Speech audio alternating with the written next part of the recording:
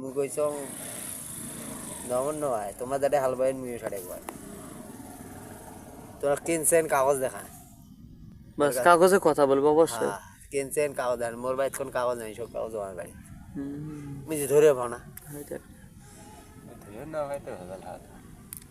কথাটা বলছে তো এখন হোক আল্লাহর রহমতে বুঝছেন দুনিয়া থাকবে এখন এমার হিসাব এরা দিবে। আপনি ন্যায় পথে চলতেছেন ভাই, আপনার চাওয়া পাওয়া আল্লাহ পাক দেখতেছে জানতেছে, আপনি সঠিক পথে থাকবেন, নামাজ কালাম আল্লাহর হুকুম চালিয়ে যান। তো মানুষের দেখবেন আরে লোকটা নামাজ কালাম পড়ে অথচ এইভাবে মারিং কাটিং করতেছি, জমি যেটা পাই ওটা দেয় না, কাগজ দেখাই না, দোষ তো আমাদের। আচ্ছা দেই, আল্লাহ পাক কখন কোন দিন হেদায়েত দিবে বলা যায় না। যেমন আমি কয়েকটা কথায় আজকে হাত দিয়েছিলাম কিন্তু সময়ের অভাবে কথাগুলো বলতে পারিনি। হাজি সাজছে বোনের সম্পত্তি মারি দিছে লাভ নাই।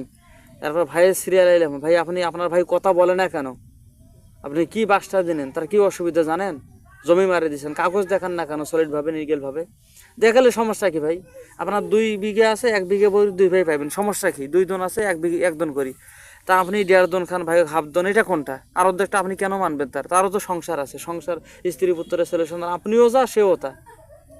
এগুলো মনে করিয়ে নামাজ কালাম পড়বেন কাজ হবে? অসম্ভব, এত সহজ। বান্দার হক ছাড় দিবেন আল্লাহ পাক, ডাইরেক্ট দিয়ে দিয়েছে বগুড়ে। মুই জানাই আশাবাড়ি দিবে 2 দিন মুই যাচ্ছি গেছে 2 দিন এই জমি আবাদ কর। হ্যাঁ জমি আবাদ কর, বাবার সম্পত্তি তোরও, বাবার সম্পত্তি মোরও। বাস তুই আদিরে 2টে না করে তা আমাকে কম বলে তোমরা না করেন তা হামলা করি খামো তোমার ভাগটা কিছু। কত সুন্দর কথা, ভাগটাক দিবেন না দিবেন কথাটা কথা একটা সাপোজ। হ্যাঁ এই তুই চলি খাওয়া নেছিস ঢাকাত, তুই হ্যাঁ বাস তুই করি খা, আর যখন বাড়ি আসবো যেটুক পাইস আমরা তোকে এলাই দিই। ক্লিয়ার, কথাটা বলছে কত সুন্দর কথা। তাও আসিল না, তাহলে কি করে মনে ওই যে খরচ চাই জমি কাগজ বাইর করার আগে। কথাটা বলছে টাকা দিবি আর ভয়তে আইসি না। ঠিক আছে আওয়াজ করবে না যে তুমি ওই জন্য খাওয়া নাইছে ও কর খরচ করো। ওই সেদিন যে এখন 2000 টাকা দিয়ে কাগজগুলো বাইর করার আগে 2000 টাকা দেওয়া লাগবে। টাকাটা দেওয়া নাকি না, আমার টাকাও দেয়নি তো জমি তো দেয়। এই যে সেদিন 18টা দাগের কাগজ।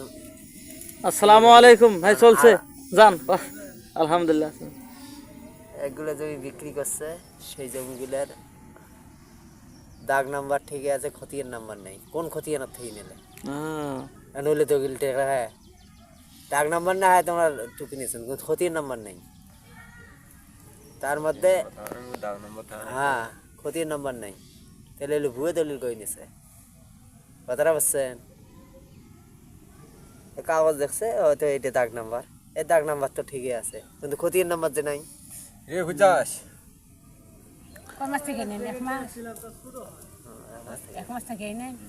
তো যাবা হোক ইনশাল্লাহ, চেষ্টা করেন, টেনশন বাদ দেন, আল্লাহ পাক মুক্ত করার মালিক। আমি আশা পক্ষে আপনিও আছেন, ভাই হাসান এনে চাচা হাসান সম্পর্কে, যাই হোক এখন আল্লাহর রহমতে ইনশাল্লাহ যে 2-4 দিন আছেন। কোন দিন আজকে? এর আগে কাজই হয়েছিল জুম্মেত। ও হ আমরা থাকতেন, ওইটা কই নেন তো ওই ঘটনা। হ্যাঁ তাহলে ছেলেটা মহাব্বত চিন্তা করে দেখেন তাহলে কত আপনারা আছেন না, আমি আছি না, আল্লাহর মতো ইনশাল্লাহ নেই অন্যায় চালে যাবেন, দেখি যান।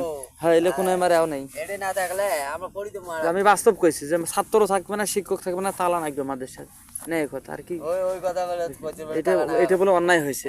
আমি কই ছাত্র থাকবে না, শিক্ষক থাকবে না, তালা নাকবে, তো এটা অন্যায়ের কি আছে?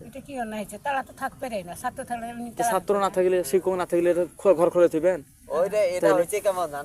এরা খালি চক্রান্ত দোষ খোঁজে। ওই যে দুলাল যে হুজুরটা আনে কালীঘাটের, হ্যাঁ সেই হুজুরের দশা এইরকম চক্রান্ত।